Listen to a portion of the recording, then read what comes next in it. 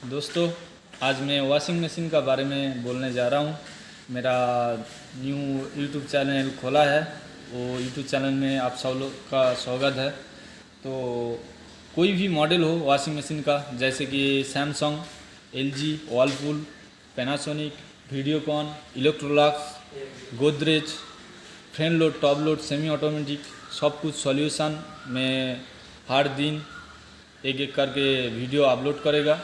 उधर जाके आप लोग देख सकते हैं, और मेरा कॉन्टैक्ट नंबर भी इसमें मेरा लिंक में दिया है, तो आप लोग ले भी सकते हैं।